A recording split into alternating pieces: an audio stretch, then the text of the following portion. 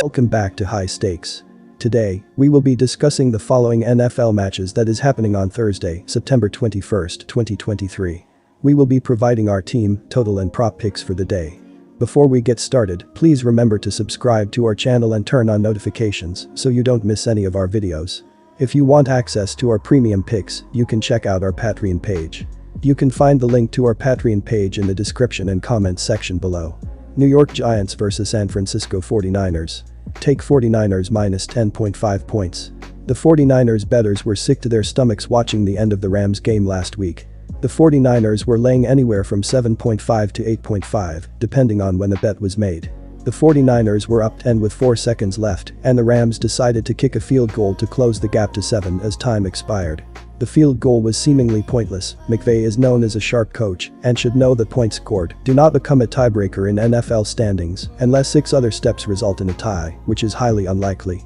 Christian McCaffrey had an excellent game out of the backfield for the 49ers with 116 yards on 20 carries with a touchdown.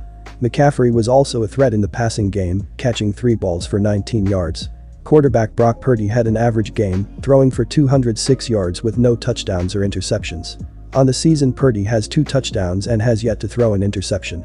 Brandon Ayuk has been the top receiving threat on the year, with 11 catches for 172 yards and 2 touchdowns, while Deebo Samuel has added another 11 catches for 118 yards.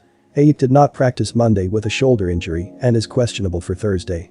Tight end George Kittle has been making his way back from injury. He only has 2 catches on the season. The 49ers defense is allowing 15.0 points per game through 2 weeks. The unit has created 6 sacks and 4 interceptions so far. Fred Warner is one of the best linebackers in the league. He is tied for the team lead in tackles with 19 and has a sack and 2 pass deflections.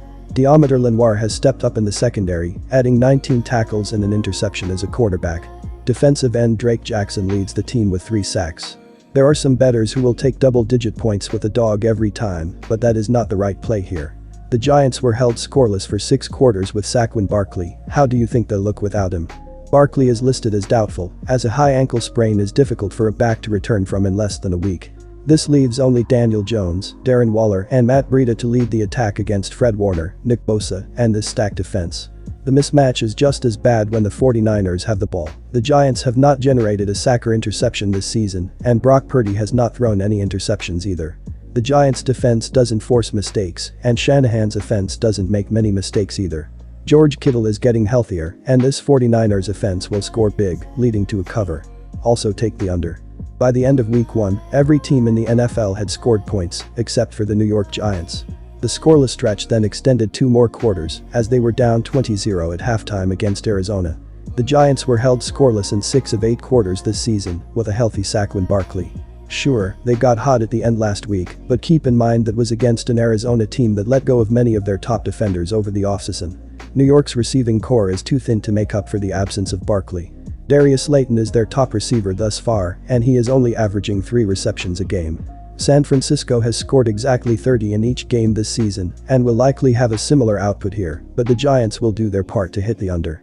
Dallas held New York scoreless, and the 49ers defense is much closer to the Cowboys than it is to the Cardinals.